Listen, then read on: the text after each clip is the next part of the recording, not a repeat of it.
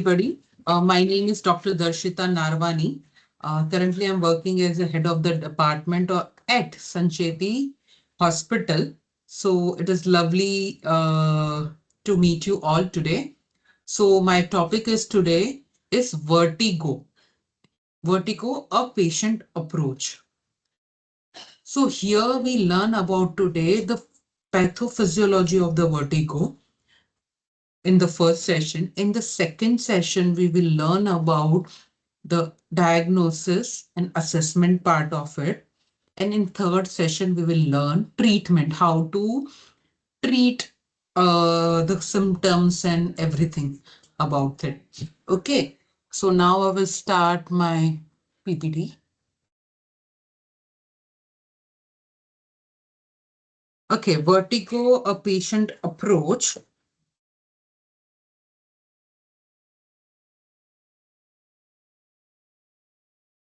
Magnitude of the problem first. In the India, 42% of the population has any point of their life, they have suffered the vertigo, giddiness, something like that. Usually we give term dizziness when the patient comes to the department. They feel like I'm doctor, I'm feeling giddiness, I'm losing my balance, something like that. They come and meet you in your OPD. So how we will take care of this issue? So first, we'll talk about vertigo and dizziness. So vertigo is a specific term. Patient comes with like, I have a vertigo. But how you can define that is vertigo? That is specific term. Okay. And dizziness, like patient feel like madam बहुत चक्कर आ रहे हैं. So it's a broad term, dizziness. Okay. Vertigo includes only vertigo, and when it comes to the dizziness, then it is includes vertigo, syncope, unsteadiness, everything. And vertigo usually you see in the more commonly in the elderly people, and dizziness we see in all age group. Now, majority of on the first slide, I have told you 45% of the people in India, they have recorded like any point of their life, they have faced dizziness. Okay. So it is a broad term. We don't know true vertigo. Out of that, only 50% of the patient has a true vertigo. Okay. Now, there are lots of reason about it, like dizziness. There are only four main causes of the dizziness. Apart from that, there is no other causes.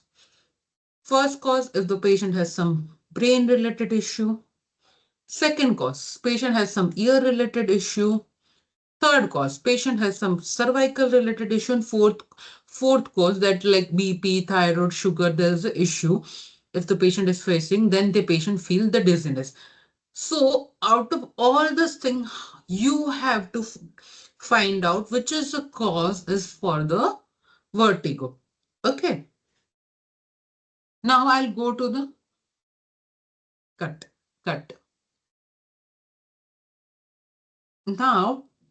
Just now we have discussed all spin is not vertigo. So when patient comes to you, you have to ask them, what do you mean by dizzy?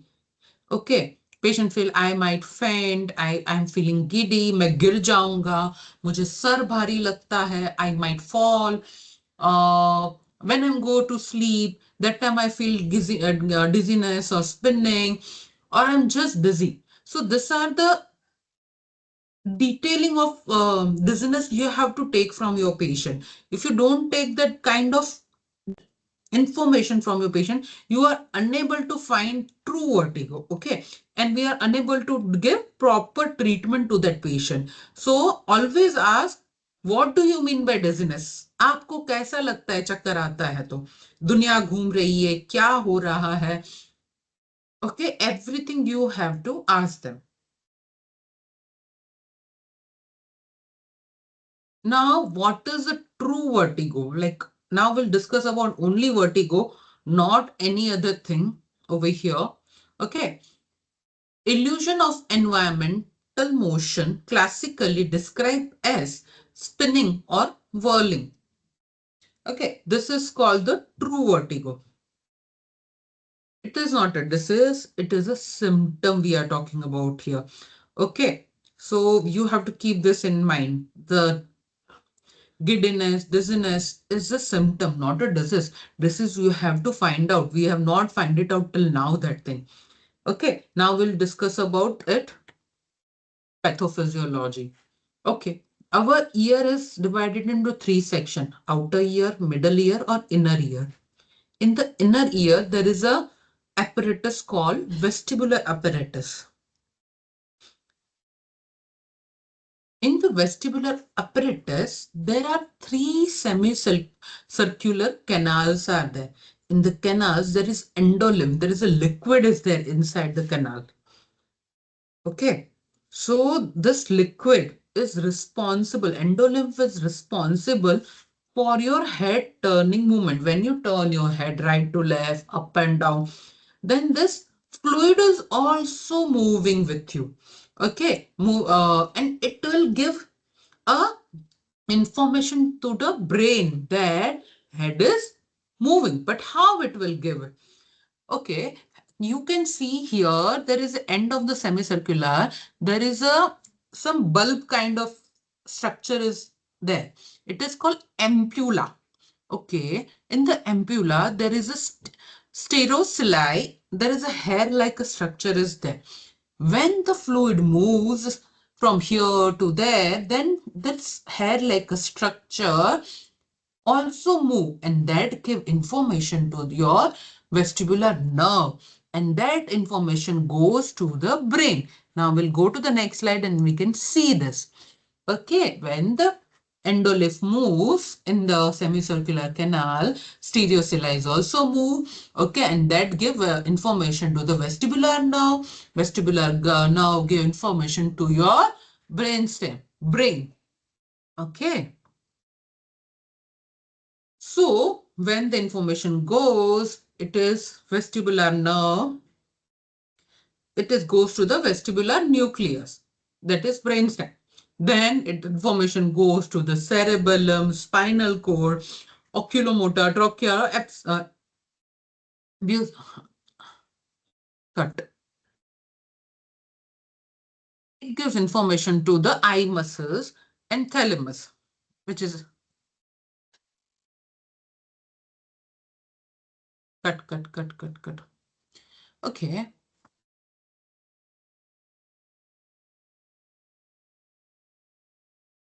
When vestibular apparatus, when the endolymph moves, that gives information to the vestibular nerve. Nerve gives information to the vestibular nucleus, brainstem, and then those information goes to the spinal cord, cerebellum, eye muscles, oculomotor, trochlea, and to the thalamus. Okay, this information is important to understand where the body is moving, where your limbs are moving, where is your head is moving. Okay, so that's why vestibular apparatus is important structure for our human to maintain the balance of the body. So, what do you mean by vertigo? So, if the any problem occurs in the inner ear, it is called peripheral problem. Or any problem that which occurs into the brain, okay, in vestibular nucleus or brain stem, that is called central problem. Okay, that we have to divide. According to that thing, our treatment will be decided. So first we will talk about vestibular disease causes. We are talking only about uh, peripheral vertigo, not the central vertigo over here. So in the peripheral vertigo, there is a three types. Benign proximal positional vertigo, which is usually called BPPV. Second is Meniere's disease, and third is vestibular neuritis. We will today talk about only these three things, not other things. We'll talk about the pathophysiology of this three causes. First is benign proximal positional vertigo. Okay. We can see here semicircular canals over here. At the end of it, there is a ampulla, bulb-like a structure is there. Okay. At the end of the structure, there is a calcium carbonate crystals are there, which is called otoconia in the medical term. Okay. When this otoconia or calcium carbonate crystals go inside the semicircular canal, that disturb the function of the endolymph. There is a liquid inside there. It will disturb and that cause dizziness. Okay. So how this thing happens? Why these crystals are going inside the canal?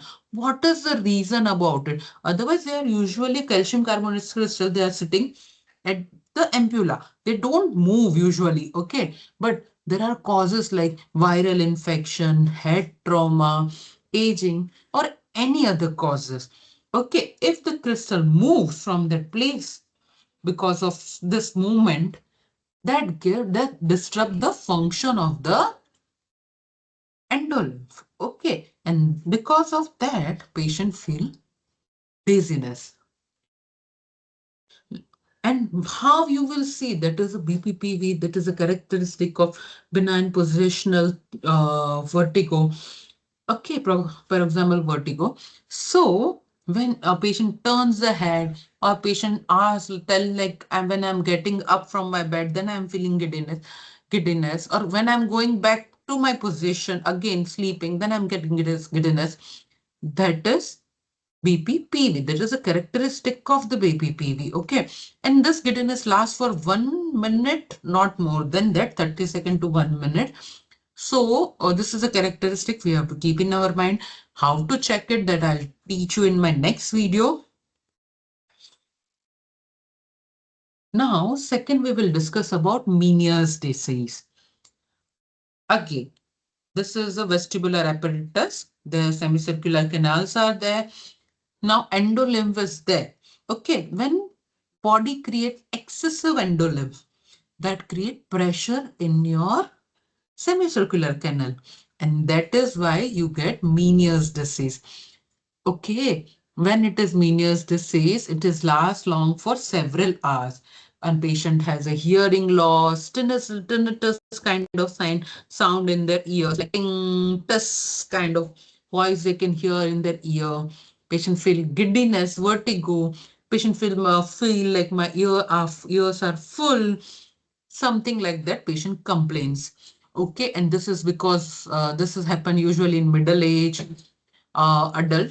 And here the vertigo, giddiness is not related to position. Like in benign paroxysmal positional vertigo, BPPV, giddiness is associated with the position. Like patient is telling I'm turning my head, I'm lying down to sitting. That is related to the positional vertigo. But here, giddiness is not related to position. Patient feel giddiness at any point of time in a day. Okay, so this is called Meniere's disease. This is again, I am telling you a differentiation between the BPPD and Meniere's disease. So everybody has to be aware about it. Now, third thing, we are talking about vestibular neuritis. So, vestibular neuritis happens because of any viral infection, any inflammation to the nerve. This is called vestibular neuritis. Because of that, patient also feel giddiness, because this is a disruption of the function of the vestibular. Okay, when vestibular apparatus passing the information to the brain via vestibular nerve, if it is infection, inflammation of the nerve, it information which should be received to the brain, it is not reaching in a appropriate manner. Okay, so this has happened because of inflammation, viral infection. Okay, the situation feel like acute onset of vertigo and it lasts for several weeks. Okay, but this each and all condition can be resolved with the proper assessment and treatment. So how we will categorize whether it is a BPPV, whether it is a Meniere's disease, whether it is a vestibular disease, vestibular neuritis. You can divide this disease into the seconds, like of the nystagmus, or seconds of uh, minutes, or how long are they feeling the giddiness. According to that, we will do the diagnosis and assessment of the condition. Like usually we see 5 to 90 seconds, patients feel uh, giddiness, that is called BPPV, that falls under the BPPV. If the patient feels giddiness more than 20 minutes, okay, then it is a Meniere's disease. Or patient feels giddiness um, af after testing, they feel dizziness, giddiness for more than 1 or 2 weeks. It called be a vestibular neuritis. But if the giddiness lasts for more than 1 month, so then it is a central lesion. We have to find it out. So these are the four are the systems. So you can identify whether it is a BPPV, whether it is a Meniere's disease, or it is a vestibular neuritis. Okay, or it is a central nerve lesions. So according to that, our assessment and treatment varies. So what are the following protocol and management we can think? You have to reassure. The reassurance is important part, because patient is facing difficulties when they are getting the episode of giddiness, and their confidence goes at all. They feel really scared about it, and they think it is life threatening thing, but you have to make sure your patient is counseled properly for that. Then vestibular rehab is part of it. Medicine, pharmacotherapy is an important thing. So these are the part of the therapy. So in our next video, definitely we will discuss about the treatment part and assessment part. See you. Bye.